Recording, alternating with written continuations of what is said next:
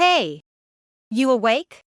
If so, get out of the hospital quick, you useless wife. An unfamiliar man suddenly yelled at me, just as I was waking up. Excuse me, who are you? Are you sure you got the right person? Upon hearing my words, the man seemed taken aback for a moment, but then quickly smirked. Huh? Who the heck is this guy? Gives me the creeps. If you don't remember, that's fine. Just hurry up and get back home, useless wife. With a nasty remark and an unsettling grin, the man left the room. What on earth happened to me? Today, I want you to hear about the worst day of my life from 2 years ago. My name is Hazel Thompson. A divorced 32-year-old. 2 years prior, at the age of 30, I woke up in a hospital bed. Waking up, I was surrounded by an eerie feeling. Because I couldn't understand why I was in such a place. Why was I lying in a hospital bed? What on earth happened to me? No matter how hard I tried to recall, I couldn't remember anything before falling asleep. When I tried to sit up, a sharp pain shot through my head. Ouch! I touched my head and felt a bandage. Did I hurt my head? But why? Since waking up, my mind was filled with questions. While I was still confused, a man approached me. Hey! You awake? If so, get out of here quick, you useless wife. He glared at me and suddenly shouted. Excuse me, who are you? You sure you got the right person? I didn't recognize the man and hesitantly spoke to him.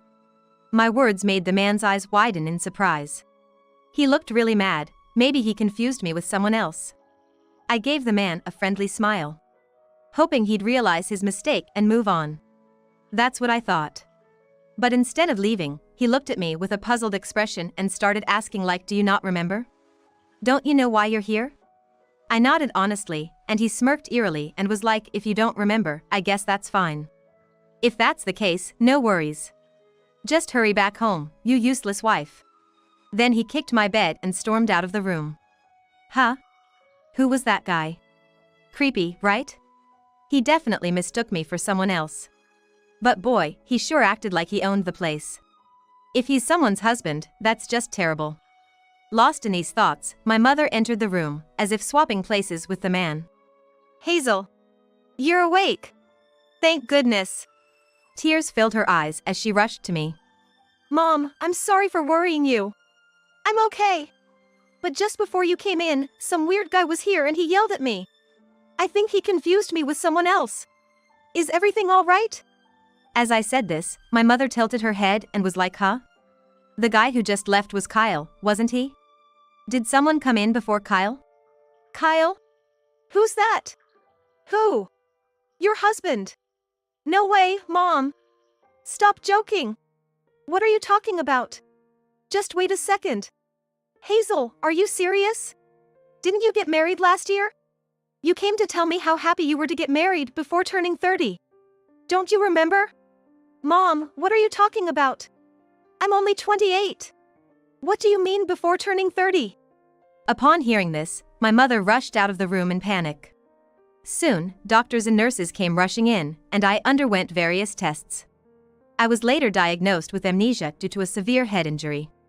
It turned out I hadn't lost all my memories but had forgotten about the last 2 years since I met my husband, Kyle. It seems I've lost my memories from the age of 28 to 30. Which meant the man who had yelled at me earlier, Kyle, was indeed my husband. Kyle had yelled at me without showing any concern after I woke up. I wondered why I had married such a man. The next day, in the afternoon, the same man, supposedly my husband Kyle, visited the room. This time, he was accompanied by an older woman. Is this woman also someone I know? While I pondered that, she was like, look at that, you're already up. How long were you planning on lounging around? Just like Kyle, instead of showing concern, she snapped at me. Excuse me, but who are you? Upon hearing my question, she looked surprised but retorted like, wow, just like Kyle said, you really don't know me? I'm so sorry, I don't recognize you or the man from earlier either. Just like Kyle did yesterday, she smirked and was like, well, that's convenient. Kyle, you played your cards right. What did she mean by played your cards right? When I looked puzzled, Kyle explained like, you're my wife, and this is my mother. Got it? Apparently, this woman was his mother. In other words, my mother-in-law. By the way, it's just a little injury, right? How long are you planning on staying in the hospital? Who's gonna cook our meals? And there's a pile of laundry. Hurry up and come home. Then, joining in, my mother-in-law exclaimed like that's right. Do you know how much this hospital stay is gonna cost? And what about work? You've been missing out, but the pay's still coming in, right? Kyle and my mother-in-law kept nagging and blaming me. But when my mother came to visit, their attitude changed drastically. Hazel, how are you feeling? Oh, you guys are here too. It seems Hazel has lost her memory from the time she met Kyle. Addressing the in-laws, my mother's voice trailed off. My mother-in-law was quickly like she hit her head, right? At least she looks okay. That's a relief. My mother-in-law hurriedly added like, well, we'll be off then. They hurriedly left. I asked my mother like, did I really marry that man? Yes. Kyle has always taken great care of you, and your mother-in-law was kind too. After getting married, you moved to the Thompsons' family home. Then, until yesterday, we didn't hear anything from you. Out of the blue, we were told you had an accident. What's been going on? Why didn't you contact us? No, Mom, that's what I'm saying. I don't remember anything. What happened? I replied with a laugh, but I couldn't shake off the unease. The Kyle and mother-in-law I met after losing my memory were nothing like the caring and kind people my mother described. Their attitude had completely changed once my mother arrived. They seemed more concerned about house chores and money than me. Wait. Money? That reminds me, what's happening with my job? Mom, speaking of which, I'm still continuing my work as a tax consultant, right? You're still working there. Mr. Johnson was concerned and said you should take it easy for now. After graduating from college, I acquired my CPA license. I got a job at Johnson's CPA firm. That's a relief. I'm still continuing with my job. But wait. Right now, it should be the middle of a weekday. My mother is a stay-at-home mother, and I've been given time off from the CPA office to recover. But what about those two? They came to the hospital, but aren't they working? The more I thought about Kyle and my mother-in-law, the more suspicious I became. And it wasn't just me. My mother, seeing my behavior, started to become suspicious of Kyle and his mother as well.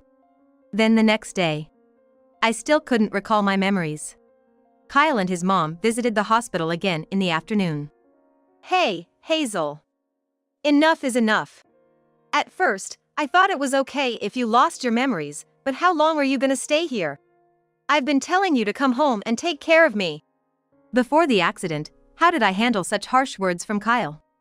But thinking about it, there's nothing I can do since I can't remember. No matter what you say, I don't remember you. I don't want to live with someone I don't know. Besides, I'm still receiving treatment. Why don't you take care of yourself? You're an adult, right? I boldly said that to Kyle. He then grabbed me by the collar, his face turning bright red, and was like, you trying to defy me? I did you a favor by marrying a slowpoke like you. No one will want you if I leave you. His mother, my mother-in-law, chided Kyle like, didn't we agree you wouldn't raise your hand outside? While saying that, she was like, Kyle's right. We're putting up with a klutz like you. All you need to do is earn money and take care of us. Suddenly acting defiant and being cocky. Being hospitalized and wasting money. Whether it was from being grabbed by the collar or from their confrontation, a dull pain like I was hit with a blunt object ran through my head. Then, I remembered everything.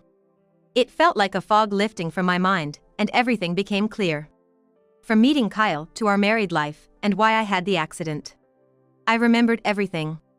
But I couldn't let those two know that I regained my memory. Pretending to still have amnesia, I was like, stop it. I might not remember how I was before, but I'll call the police, okay? Upon hearing this, Kyle let go of me, and my mother-in-law angrily remarked like, you ungrateful wife. Don't get carried away. But again, their attitude changed dramatically as soon as my mother appeared. Oh, hey. You've been visiting every day, haven't you? With a forced smile, my mother-in-law addressed my mother. Today, a counselor also joined my mother. Apparently, there was going to be a discussion with Kyle, my mother-in-law, and my mother to help retrieve my memories. Though my memory had already returned, this seemed like the perfect opportunity.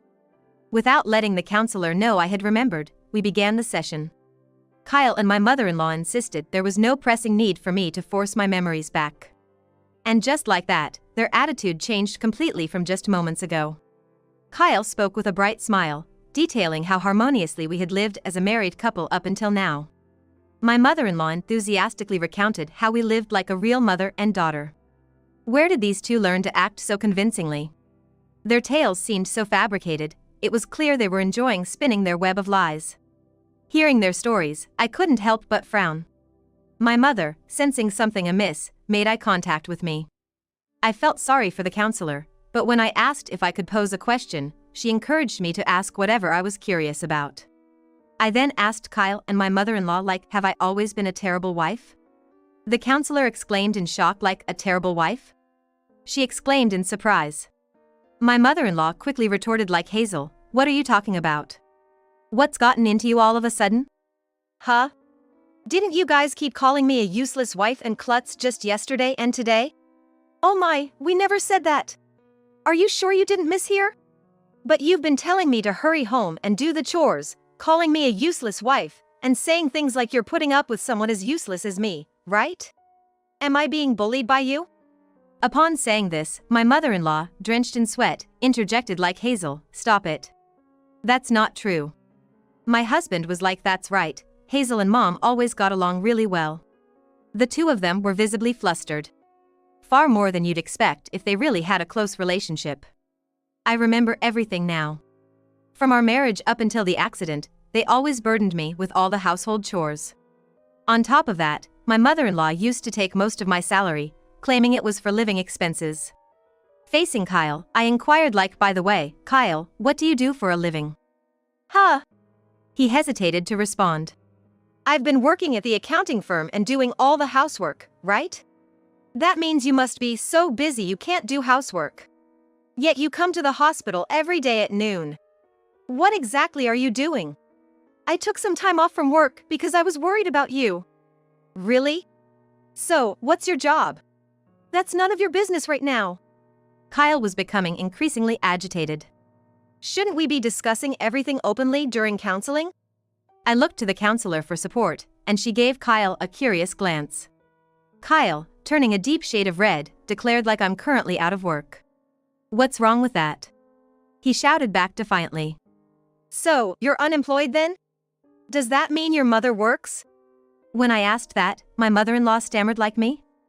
I am. Now, my mother-in-law began to get flustered. So, you're unemployed too? What? In our time, it was common for women to stay at home and look after the house. Your mother did the same thing. What's wrong with that? I could see their true colors as their temper flared. No one's saying being unemployed is a bad thing. But if that's the case, why was I doing all the housework even though I was working? Especially when both of you and Kyle had the time to share the chores. It just doesn't make sense to me. Getting increasingly frustrated, my mother-in-law snapped, what are you trying to say? It's a given for a wife to do house chores. But you two were living off the money I earned, right? Isn't that a bit much? You don't get too big for your boots. It's only natural for you to earn money for Kyle's sake. Just be grateful you have someone like him. Finally, my mother-in-law, forgetting that my mother and the counselor were present, began to yell at me. What's going on? I'm clearly being tormented here. Why did I marry someone like this? Someone who won't even stand up for me when I'm being bullied by his mother? I married the worst kind of guy. When I said that, Kyle retorted, you. Calling me the worst? Don't mess with me. You're lucky to be married to a catch like me. It's only natural you'd serve me. I can't stand this charade anymore. This hospital bill is such a waste of money. I don't have money to waste on you. Just come back home. Kyle shouted this, and my mother-in-law chimed in, exactly. You've been hospitalized for days. How much is that gonna cost? We were just thinking of letting you stay at home during the summer because you said you'd obey and follow me. Kyle laughed along and added, too bad, because you opposed Mom, your bedroom turned back into the barn. The counselor, who had been silently listening, exclaimed, you had her sleep in a barn during this scorching summer? Caught off guard, the two stammered, well, she was being rebellious. They desperately began to make excuses, but it was already too late. Then, my mother was like, "What do you mean by making my daughter sleep in the barn?" She confronted my mother-in-law and Kyle with those words. Turning to the counselor, my mother inquired, like, "You've been recording all of this conversation, right?" The counselor had mentioned at the beginning that the sessions would be recorded for future reference. The counselor affirmed, like, "Of course." Upon hearing this, Kyle and my mother-in-law began trembling and mumbled, like, "We're sorry," in a pitiable tone. But this was just the beginning. "Shall we go for the finishing blow?" I announced everyone, like, "I remember everything." Kyle and my mother-in-law jumped up, exclaiming, like, "We're so sorry. We repent. Please spare us any more of this." They were begging for forgiveness. But why should I forgive? I explained to everyone why I ended up being hospitalized. Back then, I was utterly brainwashed by the two of them. Even though I was initially tormented after our marriage, they'd be kind to me afterwards. I was relied on. Gradually, I began to feel that these two couldn't manage without me. With such a mindset, it's strange how I started to follow their every command. I was told not to contact my real parents, and I obeyed that without a second thought. More importantly, even when I was mistreated, I never felt that the treatment was unjust. Then came the day of the accident. Kyle would always come to my workplace, partly to keep an eye on me. But that day, by chance, he saw me greet my boss, Mr. Johnson. On the way home, inside the car, he yelled me, like, "Were you always flirting with other men besides me, like you did just now?" In a fit of rage, he pulled the car over, tried to drag me out of it. Even though I resisted desperately, Kyle pushed me so hard that I hit my head against the guardrail and fell onto the road. Ignoring me lying there, he drove away. Luckily, a passerby called an ambulance, and I was safely taken to the hospital. The reason for Kyle's smug smile when he realized I had lost my memory was his relief that it wouldn't be revealed that he was responsible for the accident. They probably came to the hospital not to visit me, but to make sure I hadn't regained my memory. It happened on a major street. There are plenty of security cameras. If they check, they'll surely find footage of Kyle pushing me. If I report this to the police, Kyle will likely face charges. Frantically, Kyle pleaded, like I didn't mean any harm. I was just jealous. "I'll treat you right from now on, Hazel. Please forgive me. You wouldn't want me to get arrested, right?" Unfortunately for him. After the accident and the temporary memory loss, the brainwashing had been completely undone. I calmly told Kyle, like, "Sadly, I no longer have any feelings for you. In fact, I genuinely hope you get arrested. Reflect on your actions while serving your time. Also, let's get divorced. And yes, I'll be asking for compensation." Kyle crumpled to the ground, murmuring, like, "No way." He was sobbing so intensely it was hard to believe a grown man could cry that much. My mother-in-law, even at this point, yelled, like, "Who do you think allowed you to live in our house all this time, you ungrateful woman?" But in reality, it was me who had been feeding them with my salary. You've been living off my paycheck all this time, haven't you? I cooked, did laundry, cleaned, everything. I won't be fooled anymore. Maybe, before you scold me, you should think about how you're gonna survive from now on. With that, it seemed reality finally hit my mother-in-law. She stammered. Words escaped her as she broke down. Soon after, the police arrived due to my call and took Kyle away. During the investigation, he apparently admitted to his crime without any resistance. A few weeks after my discharge from the hospital, I immediately visited a law firm. I successfully divorced Kyle and managed to get a lump sum as compensation for the harm. I was advised to change both my workplace and residence for safety, so I got a new job at an accounting firm run by a colleague of Mr. Johnson. My mother and I moved near this new workplace. I never dreamed I'd be caught up with such a weird man and be brainwashed, but it's an experience nonetheless. I vowed to be strong and not let anyone manipulate me like that again, to truly live my life for myself.